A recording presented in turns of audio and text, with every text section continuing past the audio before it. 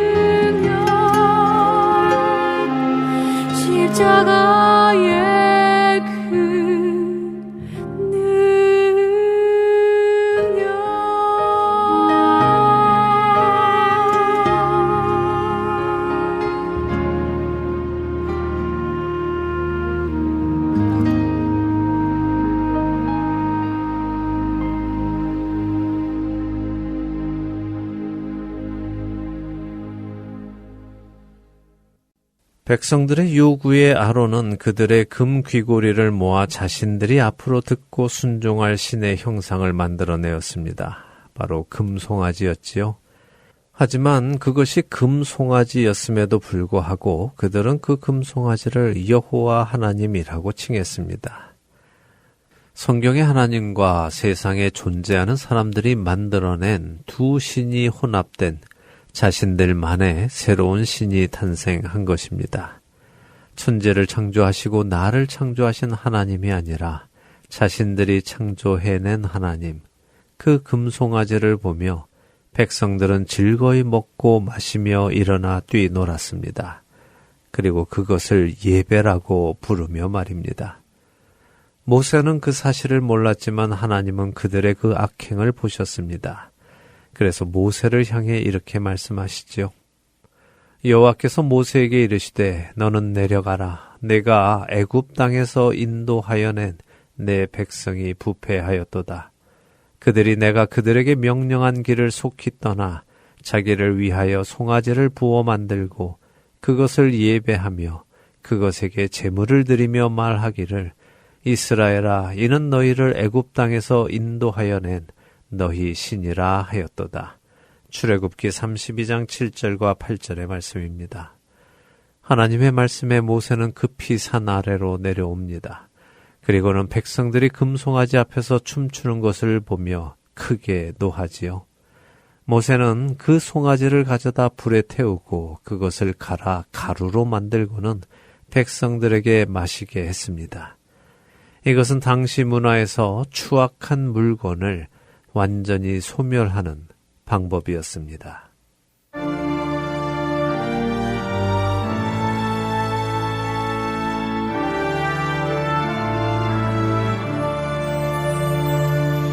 나와 같은 죄인 위에 십자가를 지시고 골고다의 언덕길을 피 흘리며 가신 주 그 주님을 배반하고 그의 사랑 버리고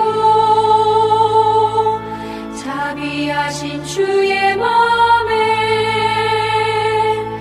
가시 못을 박았네. 가슴 치며 통회하고 주님 앞에 나오니 십자가에 흘린 피로 용서하여 주소서. 땅을 치고 애통하며 밤을 새워 외치는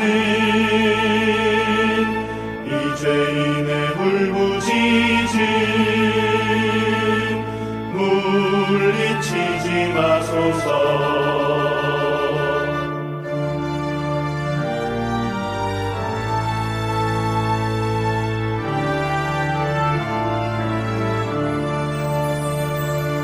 사랑으로 용서하신 주님 은혜 고마워.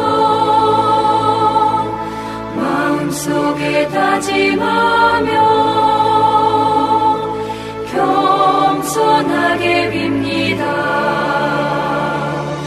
죄의 정적올 때마다 내 가슴을 찢으며 다시 우리 주님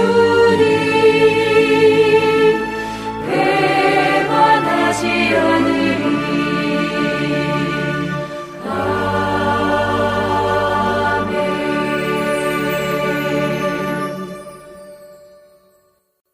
모세가 아론에게 이르되 이 백성이 당신에게 어떻게 하였기에 당신이 그들을 큰 죄에 빠지게 하였느냐.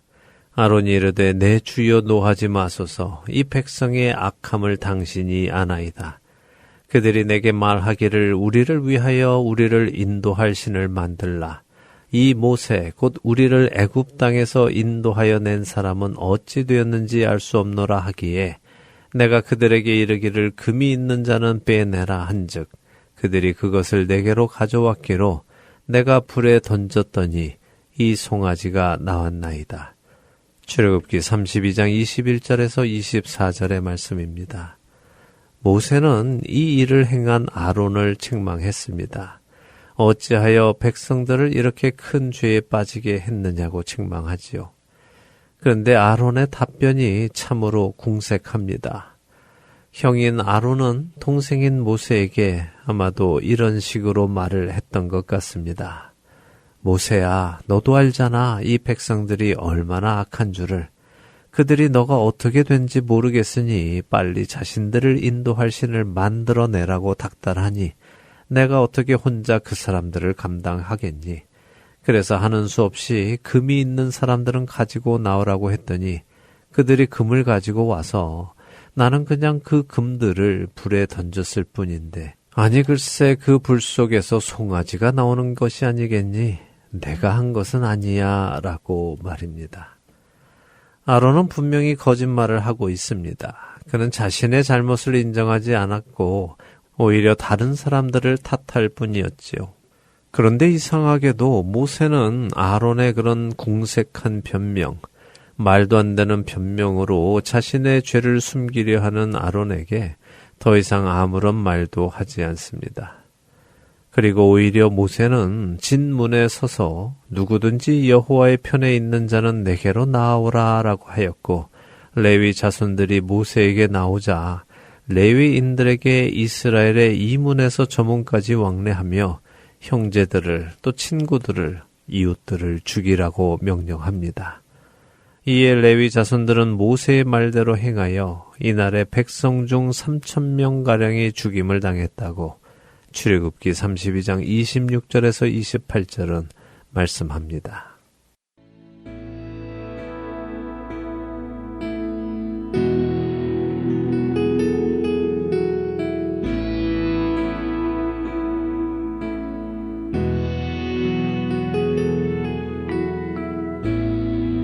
다시 복음 앞으로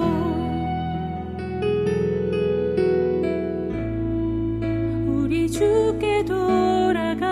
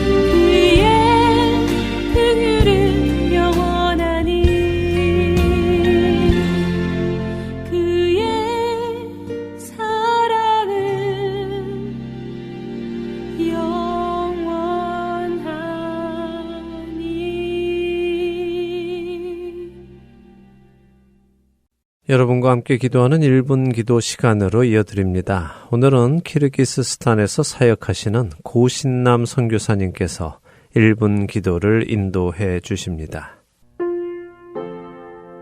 하트앤서울 복음방송 1분 기도 시간입니다. 저는 중앙아시아 키르기스탄에서 사역하고 있는 고신남 선교사입니다. 오늘 여러분과 함께 기도하길 원하는 기도 제목은 키르기스탄의 수도인 비슈케크에 있는 쓰레기 마을입니다. 비슈케크 외곽에 쓰레기 매립장이 있는데 그 주변에는 5개의 마을이 있습니다. 그 가운데 알뜬카즈기라는 마을은 쓰레기 매립장에서 가장 가까운 곳에 위치한 마을입니다. 여러분이 쉽게 상상하실 수 있듯이 쓰레기 매립장 주변에는 가장 가난한 사람들이 모여 살고 있습니다. 알뜬카즈 마을에도 800여 가구가 모여 살고 있습니다.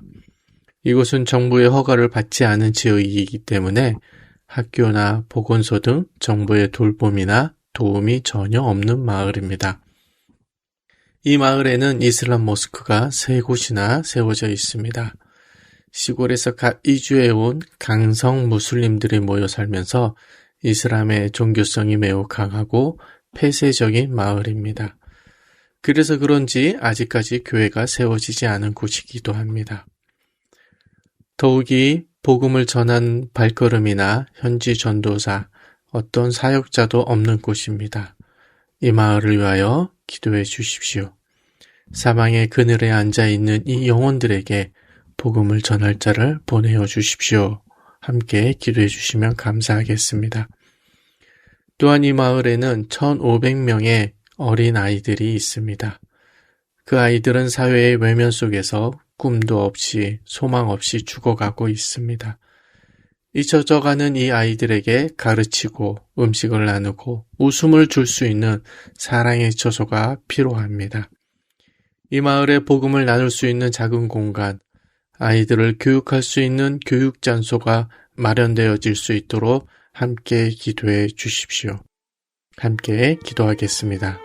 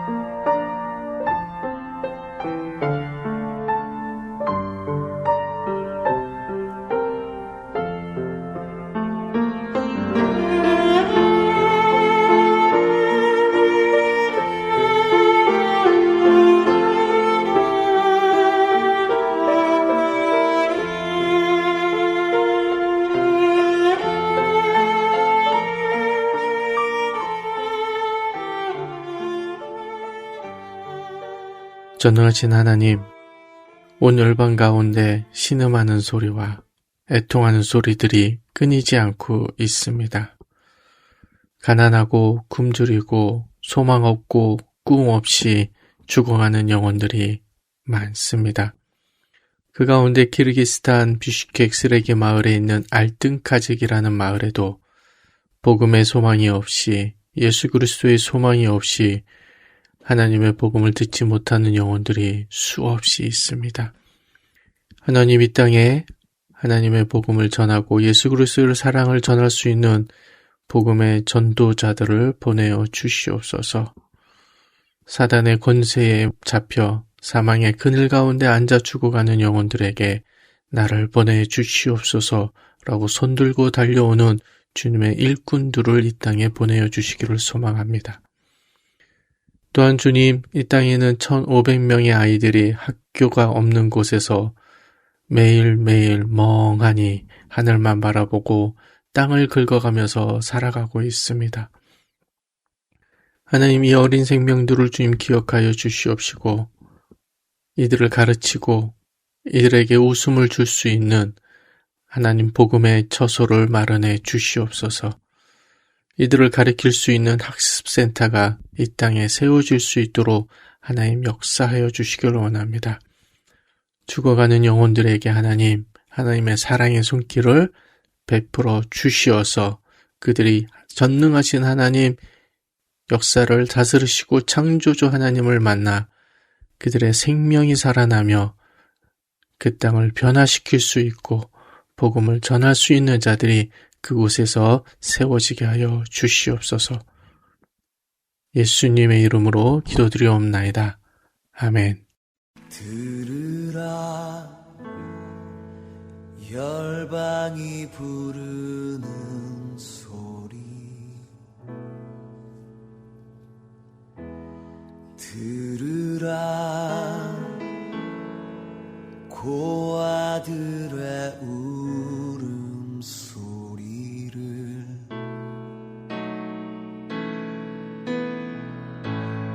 누가 우리를 대신하여 가서 전하리요 예수는 왕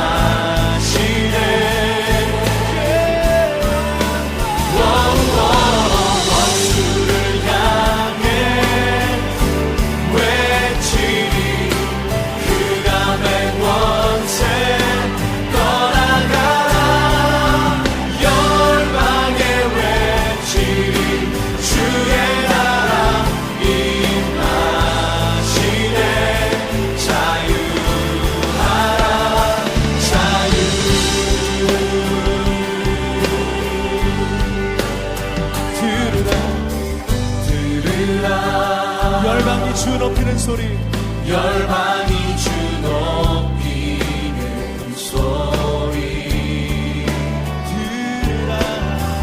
들으라 자녀들의 찬양 소리를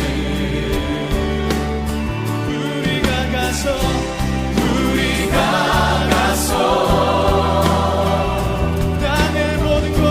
땅의 모든 곳에 외치리라 예수는 왕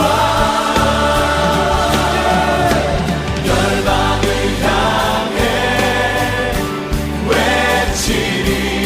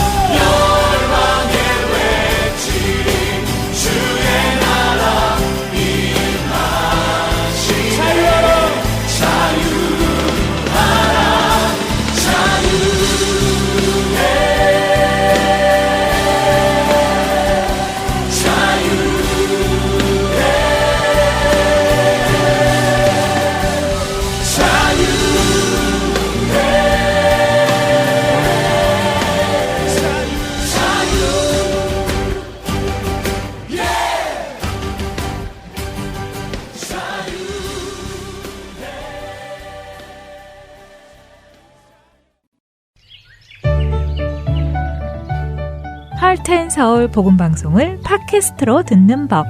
지금 여러분이 가지고 계시는 스마트폰은 두 가지 종류입니다. 아이폰과 안드로이드인데요. 안드로이드 폰을 가지고 계신가요? 플레이스토어에서 팟캐스트를 다운로드하여 설치하신 후 하트앤서울 가스펠 미니스트리를 영문으로 검색해 주세요. 참 쉽죠? 아이폰을 가지고 계신가요?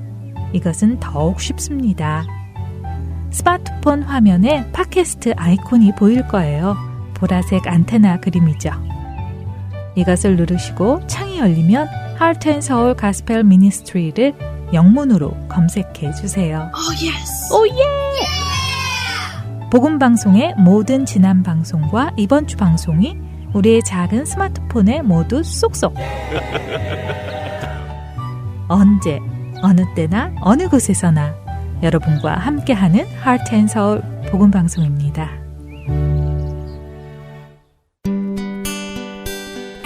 기쁜 소식 사랑으로 땅끝까지 전하는 하트앤서울.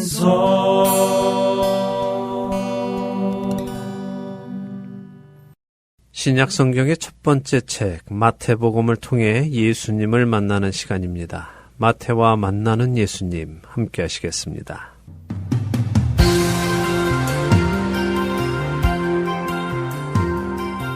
애청자 여러분 안녕하세요. 여러분과 함께 예수님을 배워가는 시간입니다.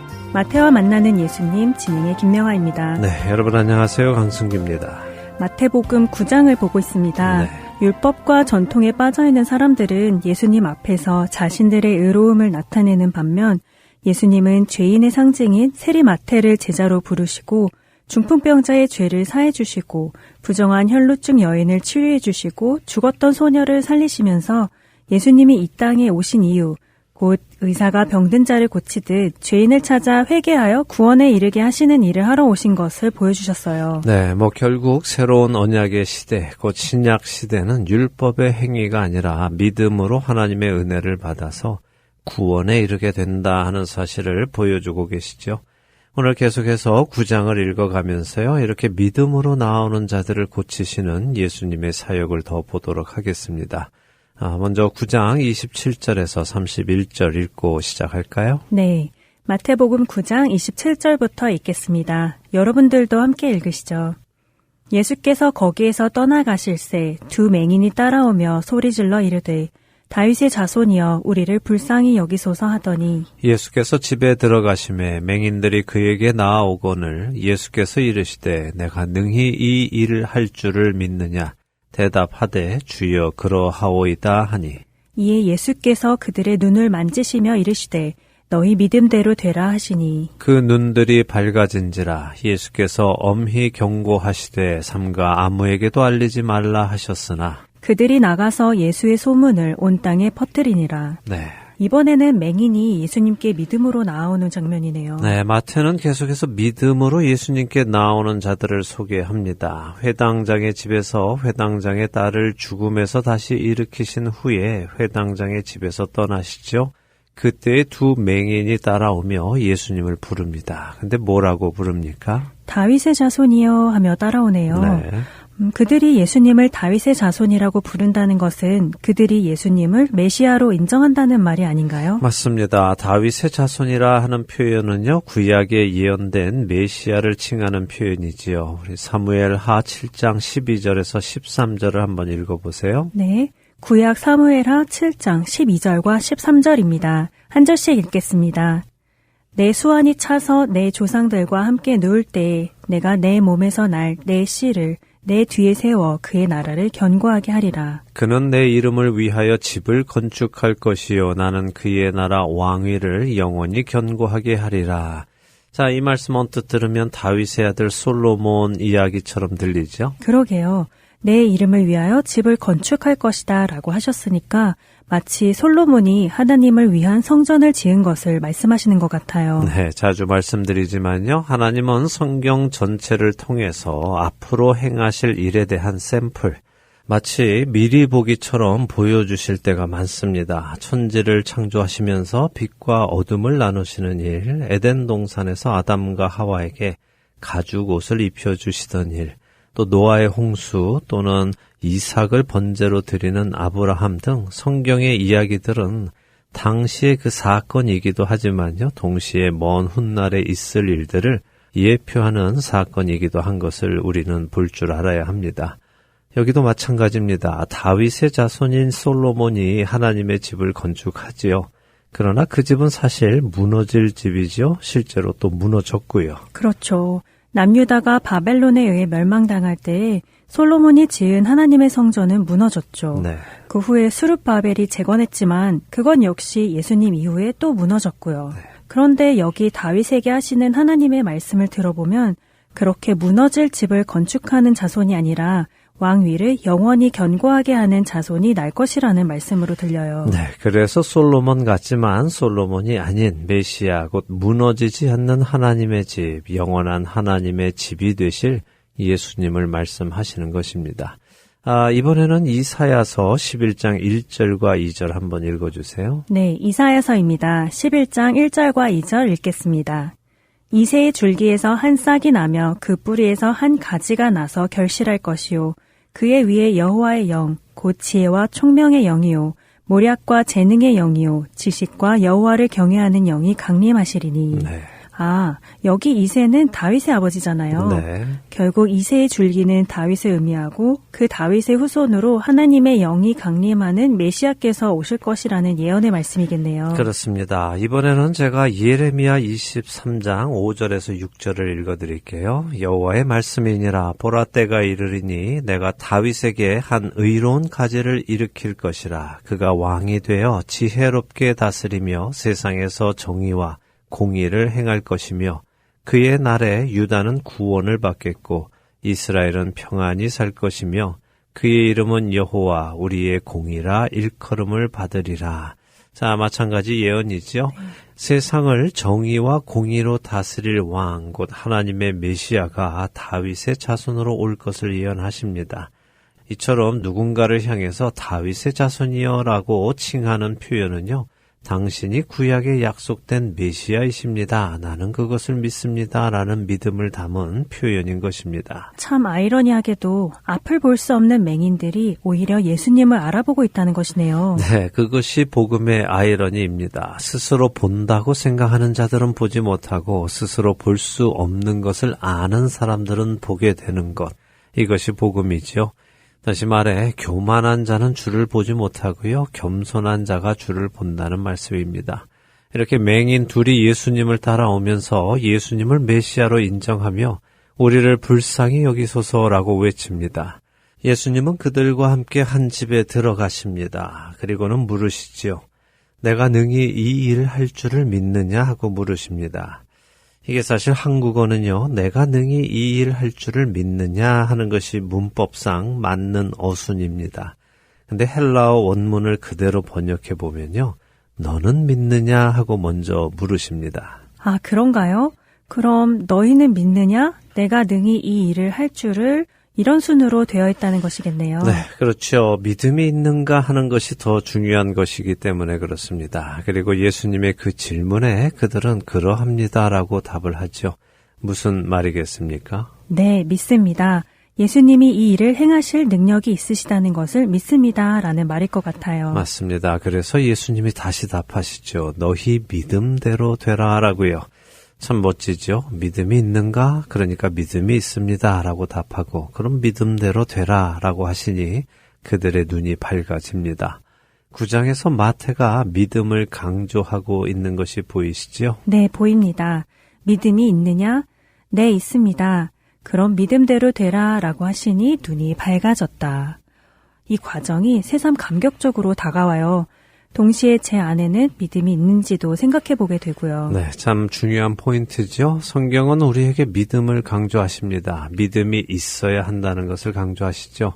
그러나 그 믿음은 세상에서 유행하는 믿는 대로 된다, 꿈은 이루어진다, 강력히 원하면 이루어진다, 그런 근거 없는 자기 마인드 컨트롤이 아닙니다. 하나님이 누구신지 알고 그 하나님의 선하심을 알고 믿을 때에 그 하나님의 은혜가 우리에게 임한다는 것입니다. 우리 역시 올바른 믿음, 또 주님을 향한 믿음을 가지고 그 믿음대로 되는 은혜가 있기를 소망합니다. 두 맹인은 믿음으로 눈을 떴습니다. 그러자 예수님은 그들에게 아무에게도 알리지 말라 하고 엄히 경고하셨다고 하죠. 네. 그런데 왜 아무에게도 알리지 말라고 하셨을까요? 다음 절인 31절을 보면 그들이 나가서 예수님의 소문을 그 온 땅에 퍼뜨렸다고 하시고요. 그럼 그들은 믿음으로 눈을 뜨고 예수님의 말씀에 불순종한 것인가요? 네, 그들이 불순종한 것처럼 보이죠.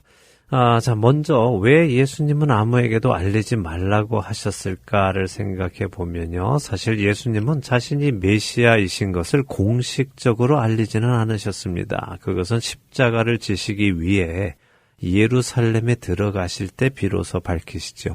그 전까지는 예수님은 하나님께서 보내신 일만 하십니다. 그리고 그 예수님이 하시는 일을 보면서 믿음을 가진 사람들은 예수님을 메시아로 인정하게 되는 것이고요. 그러니까 예수님이 스스로 내가 메시아다라고 밝히고 다니지는 않으셨고 구약의 말씀에 기초하여 예수님을 알아보는 사람들에게는 메시아이심을 인정하셨다는 말씀이네요. 그렇죠. 알아보는 사람만 알아보는 것입니다. 지금은 공생의 초기 단계이기 때문에요. 아직은 예수님의 정체를 공개적으로는 알리지 않으십니다. 이렇게 하시는 이유는 우리가 요한복음을 통해서 보면 이해를 하게 되는데요. 그것은 예수님의 때, 곧 십자가에서 죽으실 때가 다가오기 전까지는 예수님이 메시아이심을 밝히지 않으시는 것을 볼 수 있습니다. 그렇기에 아직 때가 아니어서 알리지 말라는 것으로 이해하시면 되겠습니다. 자, 그런데 중요한 것은 이 눈이 밝아진 두 맹인은 예수님의 엄중한 경고에도 불구하고 밖에 나가서 예수님의 소문을 그 온 땅에 퍼뜨렸다라고 하시죠. 원어적인 표현으로 보면요. 앞에 그러나라는 표현이 있습니다. 한국어는 그 단어를 번역하지 않았지만요.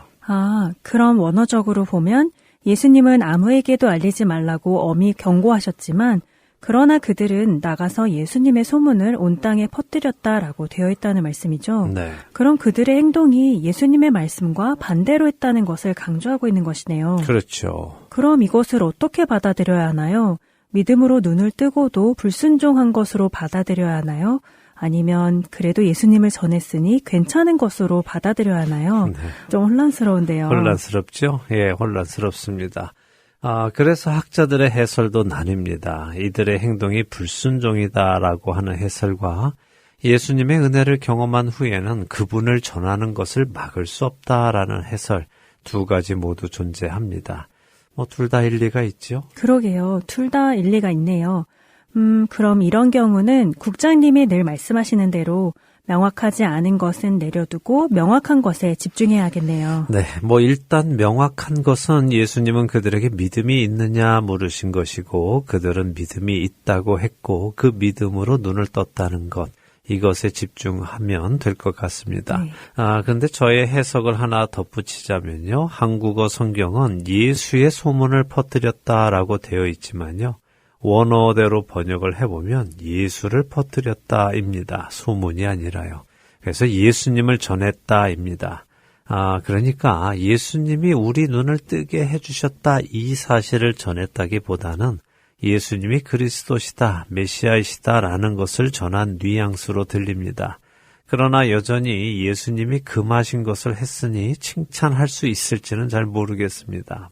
언젠가 주님께서 또 깨닫게 해주실 날이 있겠죠. 네. 자, 이제 다음으로 넘어갈까요? 32절에서 34절 읽겠습니다. 네, 마태복음 9장 32절에서 34절 또 읽겠습니다. 그들이 나갈 때 귀신 들려 말 못하는 사람을 예수께 데려오니 귀신이 쫓겨나고 말 못하는 사람이 말하거늘 무리가 놀랍게 여겨 이르되 이스라엘 가운데서 이런 일을 본 적이 없다 하되 바리새인들은 이르되 그가 귀신의 왕을 의지하여 귀신을 쫓아낸다 하더라. 네, 자, 맹인 둘이 고침을 받고 나가는데 이번에는 또 말 못하는 사람이 들어옵니다. 근데 그가 말을 못하는 이유는 어떤 육신의 문제로 인함이 아니라 귀신 때문이라고 하시죠. 말을 못한다는 것은 말만 못하는 것이 아니라 귀도 들리지 않는 것을 포함하는데요. 이 말 못하게 하는 귀신의 이야기는 제가 그동안 여러 프로그램에서 몇 번 설명을 드렸던 것 같습니다. 네, 기억납니다. 예수님 당시에도 서기관들과 바리새인들도 귀신을 쫓아내는 경우들이 있었는데 그 방식이 귀신에게 이름을 묻고 귀신이 이름을 대답하면 하나님의 이름으로 꾸짖으며 나가라고 명령해서 내보내는 과정을 통해 한다고 하셨어요. 네. 그런데 이렇게 말을 못하게 하는 귀신은 이름을 말해주지 않기 때문에 바리새인들이 귀신을 쫓아내지 못하는데 예수님은 이름을 묻지도 않으시고 쫓아내시기 때문에 사람들이 놀라는 것이라고요. 맞습니다. 그렇습니다. 그래서 바리새인들은 예수님이 귀신의 왕을 의지해서 귀신을 쫓아낸다라고 예수님을 귀신의 부하처럼 몰아붙이는 것입니다. 안타까운 일이죠. 자신들이 하지 못하는 일을 할 때 예수님의 그 능력과 신성을 보고 예수님을 인정해야 하는데 오히려 그들은 예수님을 모독하고 예수님이 귀신과 한편이라고 하니 얼마나 안타까운 일입니까? 네, 이 복음서를 읽어가다 보면요. 믿음이 없는 사람들은 정말 믿어야 하는 것도 일부러 믿지 않는 것을 보게 돼요. 그렇게 마음이 완악하고 목이 곧고한 것을 보면 참 두려워집니다. 네. 우리에게도 그런 모습이 나타나지는 않을지 두렵고요. 네, 두려운 일이죠. 마음이 완악해지면 진리 앞에서도 눈이 가리워지고 또 귀가 막히고 하고 있음을 지금 맹인들과 또 말 못하는 사람과 대조시켜서 보여주고 계십니다. 9장에서 우리는 계속해서 이런 아이러니한 모습을 봅니다. 예수님께서는 중풍병자의 죄를 사해 주시고 예수님이 하나님으로부터 오신 것을 보여주시지만 바리새인들은 그런 예수님을 신성 모독자라고 폄하하고 오히려 예수님을 귀신의 힘으로 사역을 한다면서 자신들이 신성 모독을 하고 있죠. 한편으로는 앞에 그 맹인들하고 비교가 되는 것 같아요. 맹인들은 예수님을 전하는데 이들은 예수님을 귀신의 왕을 의지한다고 하는 것이잖아요. 네, 그렇게 보입니다. 그 아이러니함이 이 9장 안에 잘 녹아 있습니다. 자, 이제 나머지 35절에서 38절 읽어보죠. 네, 마태복음 9장 마지막 4절 읽겠습니다. 예수께서 모든 도시와 마을에 두루 다니사 그들의 회당에서 가르치시며 천국 복음을 전파하시며 모든 병과 모든 약한 것을 고치시니라. 무리를 보시고 불쌍히 여기시니 이는 그들이 목자 없는 양과 같이 고생하며 기진함이라. 이에 제자들에게 이르시되 추수할 것은 많되 일꾼이 적으니. 그러므로 추수하는 주인에게 청하여 추수할 일꾼들을 보내주소서 하라 하시니라. 자, 예수님은 이후로 모든 도시와 마을에 두루 다니시면서 그들의 회당에서 가르치시고 또 천국 복음을 전하시고 모든 병과 약한 것을 고치셨다라고 마태는 기록합니다. 근데 사실은요, 이 일, 지금 예수님이 하신 이 일을 해야 하는 사람들은 서기관들이었습니다. 36절에 보면 예수님께서 백성의 무리를 보시고 안타까워하고 계시죠. 그들이 마치 목자 없는 양과 같이 고생하기 때문이라고 하시는데요. 원래 서기관들은 성경을 공부하고 하나님의 뜻을 알아서 백성들을 인도해야 하는 목자의 소명을 받은 자들입니다. 또한 제사장들 역시 마찬가지고요. 그런데 그들이 그 소명을 감당하고 있지 못하기에 수많은 서기관들과 제사장들이 있음에도 불구하고 백성들은 이처럼 고생하고 기진한 곧 힘이 빠져 있는 상태에 있는 것이고 그런 그들이 불쌍해서 예수님이 그들을 돌보고 계신 것을 마태는 보여줍니다. 그래서 예수님께서 제자들에게 기도하라고 하시는데 무슨 기도를 하라고 하십니까? 추수할 것이 많으니 추수할 일꾼을 보내주시라고 기도하라고 하시네요. 그렇죠. 추수할 것은 많은데 일꾼이 적다라고 하십니다. 당시 예루살렘 종교 지도자들은 추수하는 그 주인을 위해서 추수하는 것에 관심이 있지 않았습니다. 그들은 주인을 위한 추수가 아니라 자신들의 배를 채우기 위한 추수에만 관심이 있었죠. 사두개인들은 성전 비즈니스를 통해서 자신들의 배를 채우고 바리새인들은 자신들의 의의를 내세우기 위해 종교 활동에 치우치고 또 하나님의 말씀을 이용해서 자신들의 배를 채우고 있으니 정작 하나님 나라를 향해 목말라 하고 있는 백성들은 하나님의 말씀을 듣지 못하고 배우지 못해서 하나님을 만나지 못하고 있는 상황이었습니다. 그래서 새로운 일꾼들, 추수할 일꾼들을 보내주시라고 구하라고 하시는 것이죠. 그리고 이제 예수님께서 그 일꾼들을 세우실 것을 우리는 다음 장에 보게 됩니다. 오늘날 우리 시대에도 추수할 것은 많은데 추수할 일꾼은 적습니다. 네. 오늘 우리 시대에도 하나님의 말씀을 알고 싶어하는 사람들은 많은데 그들에게 하나님의 말씀을 먹이는 자들이 드문 것 같아요. 많은 목사님들이 그런 말씀을 하시잖아요. 홍수 때에 마실 물이 없다고요. 사실 요즘처럼 설교 말씀이 유튜브에 넘쳐나고 기독교 관련 영상들이 넘쳐날 때가 없었는데 막상 들어보면 정말 너무 비성경적인 영상들이 아주 많아서 걱정될 때가 많더라고요. 네, 저도 걱정되는 영상들이 너무 많아서요. 마음이 답답해질 때가 많습니다. 그런 비성경적인 영상들이 몇십만 심지어 몇백만의 조회수를 보일 때 참으로 답답하고 또 성도들이 정말 성경의 기준에서 잘 분별하고 보고 계시는지 걱정스러울 때가 한두 번이 아닙니다. 그런 비성경적인 영상을 구별하는 혹은 분별하는 어떤 팁이 있을까요? 영상마다 다르겠지만요. 저는 항상 이것을 기준으로 하면 될 것이라고 생각합니다. 영상을 보고 난 후에 나의 시선이 어디로 가는가 하는 것입니다. 주님께로 가는가? 거룩한 삶을 더 원하게 되는가? 주님을 더욱 사랑하게 되는가 하는 것이죠.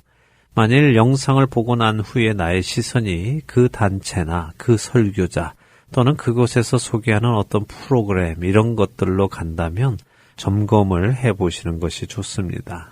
영상을 보고 나의 시선이 어디로 가는지 그것을 통해 분별할 수 있다는 것 잘 기억하며 우리가 구별하면 좋겠습니다. 네, 오늘 우리 시대에 우리 역시 하나님께 추수할 일꾼을 보내주시라고 구해야 할 것입니다. 또한 우리 각자가 그 추수할 일꾼이 되게 해주시라고 또 구해야 할 것이고요. 이를 위해서 계속해서 하나님의 말씀을 공부하고 또 그 말씀을 공부하는 과정 속에서 주님을 더욱 깊이 알고 그분의 제자가 되어서 추수할 일꾼으로 빚어져가는 우리가 되기를 소망합니다. 아멘. 그런 우리들이 되기를 소망합니다. 추수할 일꾼을 보내주시라고 기도하는 그리고 그 추수할 일꾼이 되게 해주시라고 기도하는 우리 모두 되기 바라며 마태와 만나는 예수님 오늘 시간 마치겠습니다. 네, 저희는 다음 주에 마태복음 10장과 함께 다시 찾아오겠습니다. 안녕히 계십시오. 안녕히 계세요.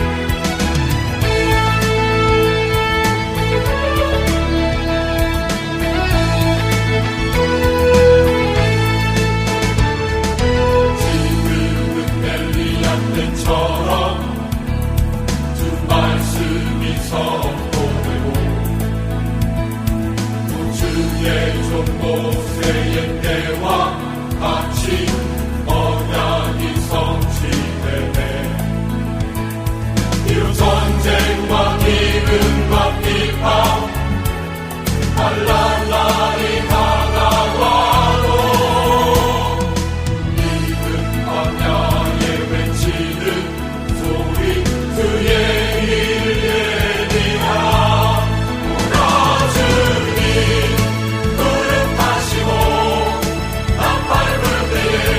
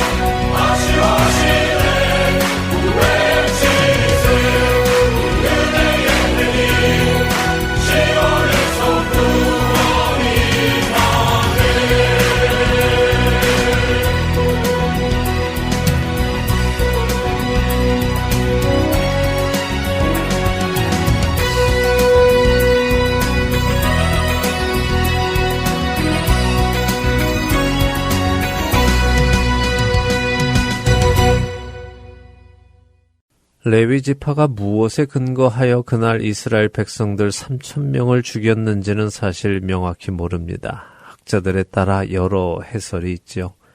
그 3,000명이 이번 우상 숭배의 주동자들이었다 하는 해설도 있고, 모세가 책망하는데도 불구하고 여전히 금송아지 곁에서 먹고 마시며 놀던 자들이다 하는 해설도 있습니다. 그러나 우리는 왜 3,000명이 죽었는지에 대해서는 명확히 알 수는 없습니다. 분명한 것은 그 3,000명이 죽어 하나님의 심판을 받았다는 것입니다. 그런데 저는 이 본문을 읽을 때마다 무언가 찜찜한 것이 있었습니다. 그것은 왜 아론에게는 아무런 벌도 심판도 또한 책임도 묻지 않느냐 하는 것입니다. 여호와께서 백성을 치시니 이는 그들이 아론이 만든 바 그 송아지를 만들었음이더라 라고 성경은 분명히 출애굽기 32장 35절에 하나님의 심판이 백성에게 임한 것은 아론이 송아지를 만들었기 때문이라고 말씀하시는데도 불구하고 말입니다. 더군다나 이 아론은 이런 죄를 저질렀음에도 불구하고 결국은 하나님의 성막이 완성된 후 출애굽기 40장에서 하나님의 대제사장이 되는 기름 부음을 받기까지 합니다. 아무리 보아도 아론이 자신의 잘못을 인정했다거나 회개했다거나 하는 말씀은 없습니다. 그런데도 하나님은 왜 아론에게 아무런 책임을 묻지 않으시는 것일까요? 저는 이것이 늘 궁금하고 찝찝했습니다. 그런데 저의 그 찝찝함을 풀어주는 말씀이 출애굽기가 아닌 신명기에 기록되어 있었습니다. 신명기 9장에서 모세는 이스라엘 백성들을 향해서 고별 설교를 하지요. 그때 모세는 출애굽기 32장의 장면을 회상하며 이렇게 말씀을 전합니다. 신명기 9장 16절에서 19절입니다. 내가 본즉 너희가 너희의 하나님 여호와께 범죄하여 자기를 위하여 송아지를 부어 만들어서 여호와께서 명령하신 돌을 빨리 떠났기로 내가 그 두 돌판을 내 두 손으로 들어 던져 너희의 목전에서 깨뜨렸노라. 그리고 내가 전과 같이 40주 40야를 여호와 앞에 엎드려서 떡도 먹지 아니하고 물도 마시지 아니하였으니 이는 너희가 여호와의 목전에 악을 행하여 그를 경노하게 하여 크게 죄를 지었음이라. 여호와께서 심히 분노하사 너희를 멸하려 하셨으므로 내가 두려워하였노라. 그러나 여호와께서 그때에도 내 말을 들으셨고. 모세는 이스라엘 백성들이 하나님께 범죄하여 송아지를 만들었던 그 사건을 이야기하며 그때 하나님께서 심히 분노하사 너희 곧 이스라엘 백성들을 멸하시려고 했었다고 이야기합니다. 그래서 모세마저도 하나님의 그 분노 앞에서 두려워 떨었지만 하나님께 이스라엘을 향해 자신이 중보했던 것을 하나님이 들으셔서 그들을 멸하지 않으셨다고 밝힙니다. 그리고 이어지는 20절에 모세는 이렇게 말씀을 전합니다. 여호와께서 또 아론에게 진노하사 그를 멸하려 하셨으므로 내가 그때에도 아론을 위하여 기도하고. 그렇습니다. 아론에게 아무런 일이 일어나지 않은 것, 아론에게 하나님께서 아무런 책임도 묻지 않으신 것은 바로 모세 때문이었습니다. 하나님은 아론에게도 분명 진노하고 계셨습니다. 그래서 그를 멸하려 하셨다고 하십니다. 그러나 그때 모세가 아론을 위해 기도했기에 하나님께서는 그 진노를 거두신 것입니다. 그래서 아론에게는 아무런 책임도 묻지 않으신 것입니다. 아론이 하나님께서 진노하실 죄를 지었음에도 불구하고 죽지 않고 살아서 하나님의 대제사장이 된 것은 아론 때문이 아니라 모세의 중보 기도가 있었기 때문입니다. 사랑하는 할텐 서울 복음방송의 청자 여러분, 오늘 여러분과 제가 그동안 수많은 금송아지들을 만들어 냈었음에도 불구하고 여전히 살아서 거룩한 하나님의 백성으로 살아갈 수 있는 이유는 무엇이라고 생각하십니까? 거룩한 하나님 나라의 왕 같은 제사장의 직분을 여전히 가지고 살아갈 수 있는 이유는 무엇이라고 생각하시는지요? 그렇습니다. 그것은 우리를 위해 오늘도 간구하시는 우리 주 예수 그리스도 때문입니다. 모세는 먼 훗날에 자신과 같은 선지자 하나가 우리 중에 나타날 것이라고 예언했습니다. 바로 그 모세와 같은 선지자가 예수님이신 것입니다. 나의 자녀들아, 내가 이것을 너희에게 쓰면 너희로 죄를 범하지 않게 하려 함이라. 만일 누가 죄를 범하여도 아버지 앞에서 우리에게 대언자가 있으니 곧 의로우신 예수 그리스도시라. 요한일서 2장 1절의 말씀입니다. 오늘 우리가 여전히 살아 있을 수 있는 이유는 바로 예수님 때문입니다. 그 예수님 때문에 우리가 그렇게 많은 죄를 지었음에도 불구하고, 그렇게 많은 금송아지를 만들었음에도 불구하고 여전히 하나님 앞에 서 있을 수 있는 것입니다.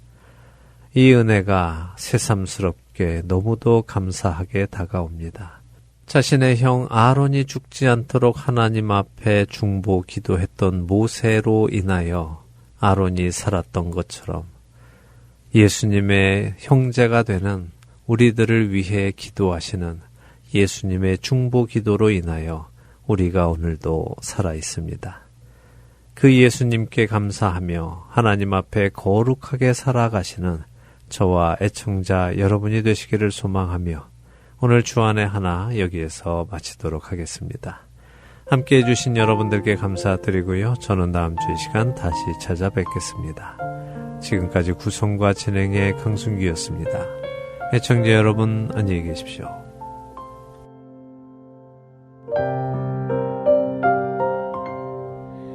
갈보리 산 위에 십자가 섰으니 주가 고난을 당한 표라.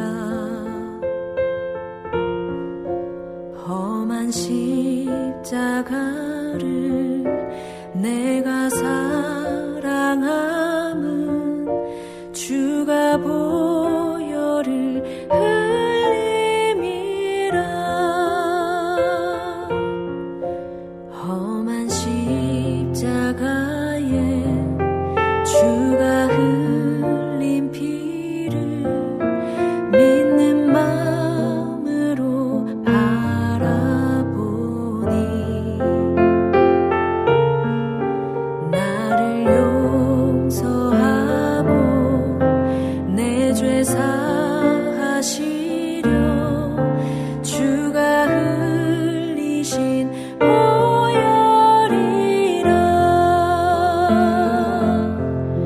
최후 승리를 얻기까지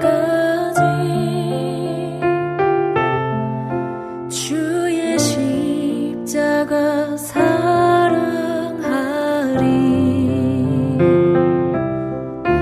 빛난 면류관 받기까지 험한 십자가 붙들겠네.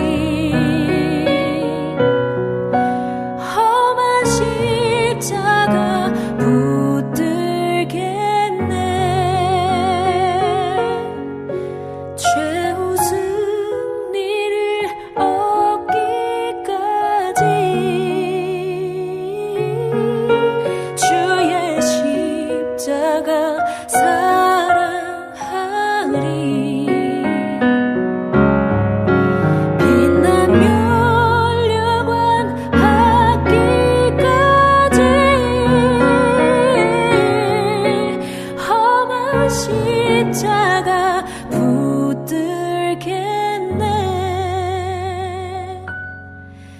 빛난 멸류관 받기까지 험한